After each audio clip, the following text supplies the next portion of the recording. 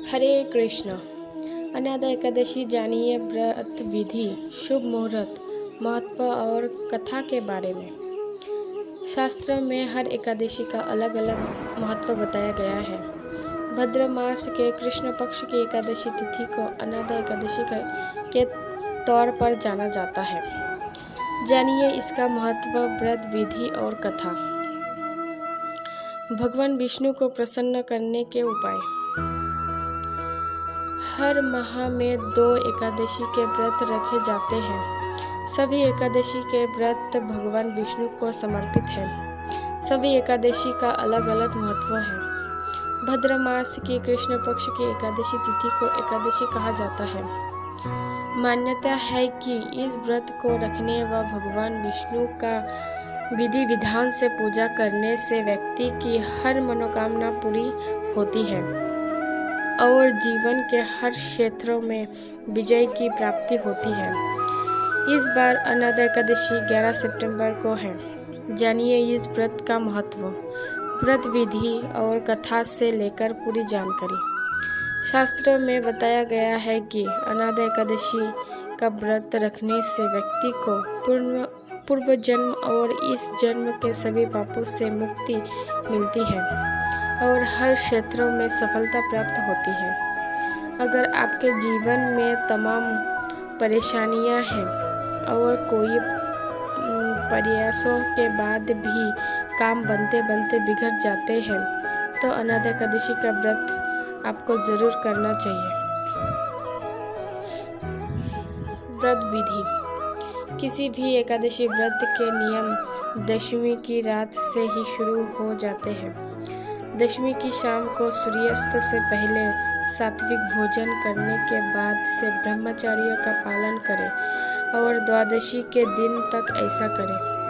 एकादशी के दिन सूर्योदय से पहले उठकर स्नान आदि से निवृत्त होकर भगवान के सामने व्रत का संकल्प लें। दिन भर व्रत रखें, भगवान की विधिवत पूजा करें, व्रत कथा पढ़ें या सुने और आरती गाएं। संभव हो तो एकादशी की रात में जागरण करके भगवान के भजन गाएं। व्रत का पारण एकादशी के अगले दिन सूर्योदय के बाद करना होता है। अगर इस व्रत को निर्जला किया जाए तो सर्वोत्तम माना जाता है। अगर क्षमता नहीं है तो पानी पी सकते हैं या फिर फल या कोई अन्य सात्विक चीज़ें लेकर व्रत रख सकते हैं। अगर आप पूरे साल हर एकादशी व्रत रखते हैं तो सभी को एक ही नियम के साथ रखें। व्रत कथा। द्वापर युग में धर्मराज युधिष्ठिर को भद्र एकादशी के महत्व के बारे में जानने की जिज्ञासा हुई। उन्होंने अपनी इस जिज्ञासा को भगवान श्री कृष्ण के सामने प्रकट किया।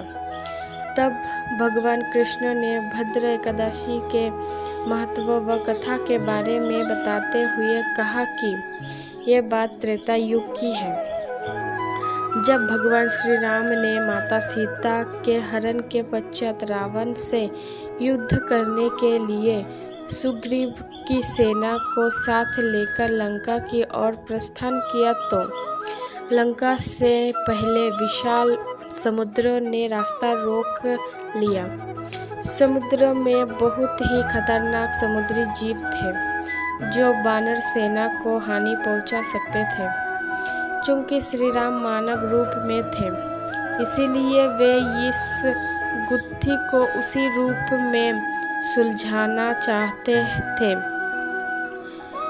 उन्होंने लक्ष्मण से समुद्र पार करने का उपाय जानना चाहा, तो लक्ष्मण ने कहा कि हे प्रभु, वैसे तो आप सर्वज्ञ हैं, फिर भी यदि आप जानना ही चाहते हैं तो मुझे लगता है कि यहाँ से आधा योजन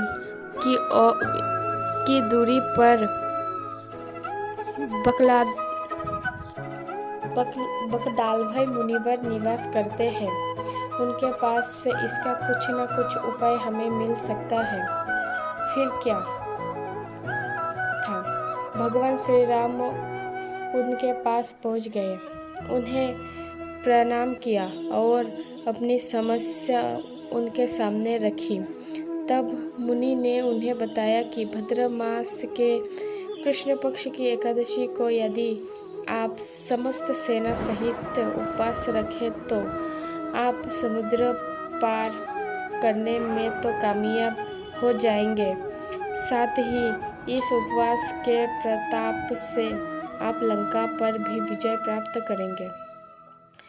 समय आने पर मुनि बकलाभर द्वारा बताई गई विधिनुसार भगवान श्री राम सहित पूरी सेना ने एकादशी का उपवास रखा और राम सेतु बनाकर समुद्र को पार कर रावण को परास्त किया। एकादशी में हमें शांति प्राप्त होता है। राधे राधे।